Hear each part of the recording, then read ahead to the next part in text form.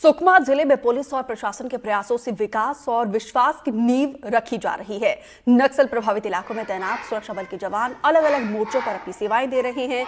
जहां पे सुरक्षा बल एक तरफ नक्सलियों को खात्मे के लिए दिन रात एक कर रहे हैं, तो वहीं समाज से भटके आदिवासियों को मुख्य धारा में जोड़ने के लिए अलग अलग कार्यक्रम चला रहे हैं। जवान इसके साथ ही बच्चों के भविष्य संवारने का काम कर रहे हैं और घोर नक्सल प्रभावित और खूंखार नक्सली हिडमा के गांव पुरवर्ती और टेकलगुड़े में पुलिस और सीआरपीएफ के 150वीं बटालियन के सहयोग से गुरुकुल के नाम से पहली से लेकर 5वीं तक के 2 स्कूलों का संचालन किया जा रहा है।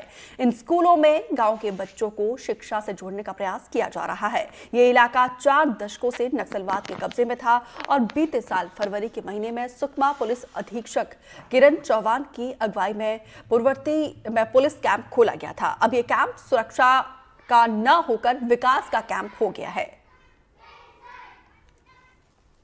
सुकमा में जो नक्सल निर्मूलन अभियान चलाया जा रहा है जिला पुलिस, सीआरपीएफ और जिला प्रशासन द्वारा, उसी के अंतर्गत टेकलगुड़म और पुरवर्ती में 2 गुरुकुल स्कूल सीआरपीएफ द्वारा खोले गए हैं।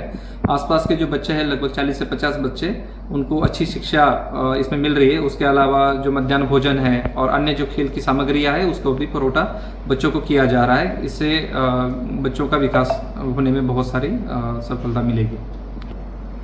गांव में इनिशियली जैसे आपको पता है कि 2024 में टेकलगुड़म और पुरवर्ती में कैंप खोला गया था। पुरवर्ती आप जैसे जानते हैं कि जो नक्सली लीडर है हिडमा, उसका गांव है, और टेकलगुड़म में हम जब कैंप लगा रहे थे तब नक्सलियों ने काफ़ी अटैक भी किया था। जैसे हमने कैंप लगाया था तो इनिशियली गाँव में काफ़ी विरोध हो रहा था, लेकिन अब जैसे ही गाँव वालों को समझ में आ गया कि कैंप आने से शासन की जो नियत निलानार योजना है उसके अंतर्गत विकास भी हो रहा है, तो गांव वाले धीरे धीरे शासन से जुड़ रहे हैं, सुरक्षा बलों से जुड़ रहे हैं और आज गांव में अच्छा माहौल है। अपने बच्चों को वो स्कूल भेज रहे हैं।